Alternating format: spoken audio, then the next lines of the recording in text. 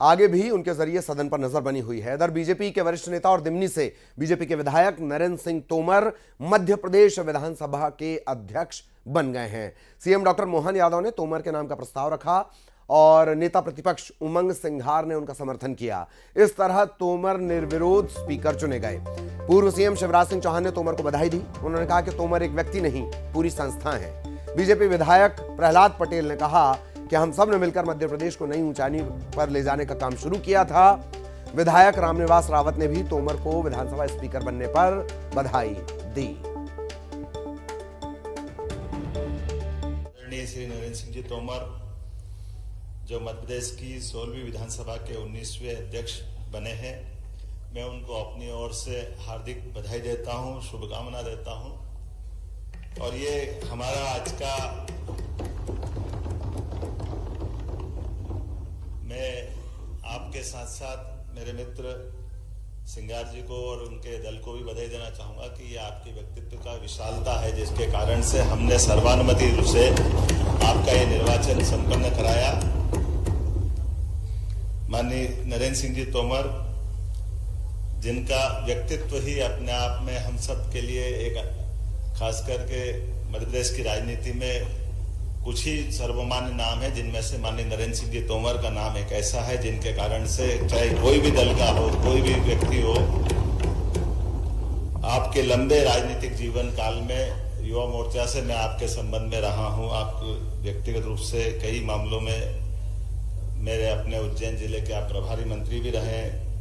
कई कारणों से आपने अपने प्रशासनिक अनुभव का लाभ हम सबको दिया है और यह अत्यंत आनंद और प्रसन्नता का विषय है कि आपका पूरा जीवन सार्वजनिक सेवा की दृष्टि से समर्पित भाव का और लोगों को लेकर चलने वाला है, जो सबको प्रेरणा देता है। आपका नगर निगम में पार्षद से लेकर केंद्रीय मंत्री तक के सभी पदों का सफलता के साथ निर्वहन करने का अपना रिकॉर्ड है। और अब शाजापुर से बड़ी खबर। जिला शिक्षा विभाग का अनोखा आदेश, बच्चों को नहीं बना सकेंगे सेंटा क्लॉज। सेंटा क्लॉज बनाने के लिए उनके जो माता पिता हैं उनसे परमिशन लेनी होगी। बिना परमिशन सेंटा क्लॉज नहीं बनाए जा सकेंगे बच्चे। आदेश का पालन न करने पर एक्शन होगा। जिला शिक्षा अधिकारी ने यह आदेश जारी किया है। क्रिसमस आने वाला है। मसीह समाज का बड़ा त्योहार, और उस वक्त शाजापुर के जो जिला शिक्षा अधिकारी विवेक दुबे, उनकी तरफ से ये आदेश। में जिला शिक्षा विभाग ने तमाम निजी स्कूलों को एक आदेश जारी किया है, जिसमें कहा गया है कि क्रिसमस डे और उसके आसपास के दिनों में जो स्कूलों में गतिविधि होती है, अगर किसी बच्चे को सेंटा क्लॉज या क्रिसमस ट्री बनाया जाता है तो ऐसा करने से पहले संस्थान और स्कूलों को बच्चों के माता पिता से अनुमति लेना अनिवार्य है। यदि बच्चों को सेंटा क्लॉज या क्रिसमस ट्री बनाया जाता है और माता पिता द्वारा कोई आपत्ति ली जाती है तो फिर ऐसी स्थिति में संस्थान के खिलाफ एक पक्षी कार्रवाई शिक्षा विभाग करेगा। जिला शिक्षा अधिकारी ने जो आदेश जारी किया है, फिलहाल वो सोशल मीडिया पर जमकर वायरल है। सुनील हंचोरिया, न्यूज़ 18 मध्य प्रदेश, शाजापुर। और सहयोगी सुनील इस वक्त हमारे साथ जुड़े हुए भी हैं। सुनील के पास भी हम आपको लिए चलेंगे, जानेंगे क्या कुछ ये आदेश कह रहा है और किस वजह से इस तरह का आदेश लाया गया है। ये भी हो सकता है कि विवाद से बचने के लिए एहतियातन ये फैसला लिया गया हो। सुनील हमारे साथ जुड़े हुए हैं, सुनील के पास आपको लिए चलेंगे। सुनील, कोई खास वजह इस आदेश में और क्या कुछ जिक्र है? एहतियातन किया गया है विवाद से बचने के लिए या कोई और वजह? सुनील। ललित, देखिए, प्रारंभिक तौर पे तो जैसा कई बार ऐसा होता है कि जो कॉन्वेंट और तमाम जो दूसरे स्कूल्स होते हैं वह क्रिसमस डे के दौरान सामान्यतः इस तरीके के आयोजन किए जाते हैं। जो बच्चे वहाँ पढ़ते हैं, छोटे बच्चे हों चाहे बड़े बच्चे हों, कई बार वो अलग अलग प्रतिस्पर्धाओं में भाग लेते हैं, नाटक मंचन होते हैं और कई तरीके के आयोजन होते हैं। कई बच्चे क्रिसमस के दौरान सेंटा क्लॉज भी बनते हैं। पिछले कुछ सालों से लगातार सोशल मीडिया पर एक अलग तरीके की प्रतिक्रियाएं अलग अलग लोगों द्वारा आती है। कई लोग कहते हैं कि क्रिसमस जो है वो किसी अन्य धर्म का है, क्यों हमारे बच्चों को उसमें शामिल किया जाता है। कई बार विवाद भी होता है। तो मुझे लगता है कि इसी के मद्देनज़र शिक्षा विभाग ने शायद ऐसा आदेश जारी किया है जिसमें उन्होंने साफ तौर पे कहा है कि तमाम जो निजी स्कूल हैं अगर वो इस किसी तरीके का आयोजन करते हैं, अगर वो किसी बच्चे को ऐसा पात्र बनाना चाहते हैं तो उन्होंने कहा कि बेशक वो बनाने में कोई आपत्ति नहीं है, लेकिन इसके लिए बाकायदा उनके पालक या जो माता पिता है उनसे अनुमति ली जाए।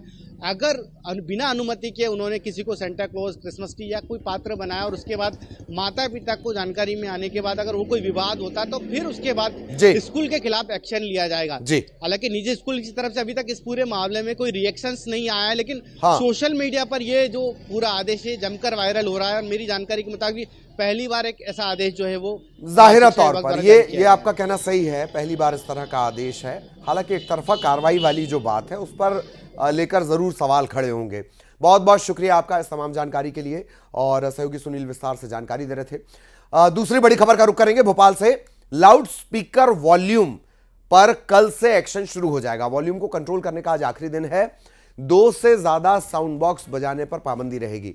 अब ये 2 से ज्यादा साउंड बॉक्स क्या हैं? दरअसल डीजे आपके आसपास से कभी गुजरता होगा, आपने देखा होगा तमाम उसमें बॉक्स लगे होते हैं, जम कर वो बज रहे होते हैं, हृदय गति रुक जाए इतना जम से बज रहे होते हैं, हार्ट सिचुएशन खराब हो जाए तो अब वहां पर सिर्फ 2 से 2 बॉक्स लगेंगे। धार्मिक स्थल पर लाउड स्पीकर का वॉल्यूम कम करने का भी आखिरी दिन है और इसके लिए गाइडलाइन जारी कर दी गई है। आवासीय इलाके में कितना, रात में कितना, दिन में कितना, साइलेंट जोन में कितना, कमर्शियल एरिया में कितना, ये हम आपको नीचे दिखा रहे हैं। किस इलाके में कितने डेसिबल तक का साउंड बर्दाश्त किया जाएगा।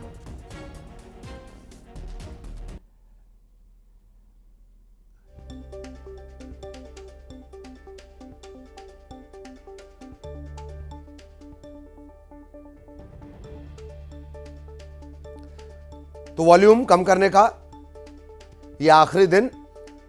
अच्छी बात यह कि इस आदेश के बाद धर्मगुरुओं ने खुद से यह फैसला लिया है। ज्यादा शोर करने वाले जो स्पीकर हैं, लाउड स्पीकर हैं, उन्हें हटा लिया गया है।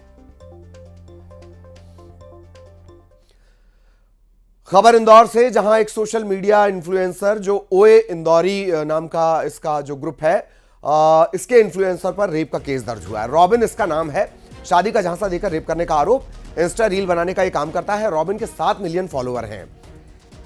पीड़िता ने रेप की शिकायत की है एमआईजी थाना पुलिस से। आरोपी की तलाश की जा रही है। रॉबिन के साथ जो पीड़िता है वो लिव इन में थी। कुछ दिनों पहले रॉबिन ने जो साथी इन्फ्लुएंसर है सोशल मीडिया की, उनके साथ सगाई कर ली। अब पीड़िता ने रेप का केस दर्ज करवाया है।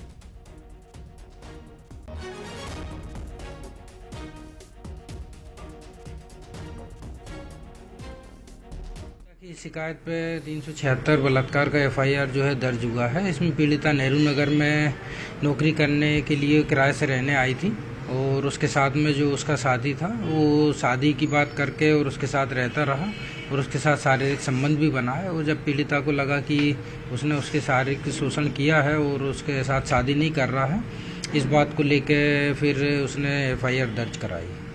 जानकारी मिली है कि यूट्यूब पे कोई चैनल वगैरह बनाता है और कुछ वीडियो डालता है। ये ऐसी जानकारी आई। अभी आरोपी गिरफ्तार है। आरोपी की तलाश पूरी तरह से चल रही है और जैसे ही मिलेगा तो उसकी गिरफ्तारी की जाएगी। और इधर कोरोना को लेकर हुई है महत्वपूर्ण बैठक। एक महीने पहले के मुकाबले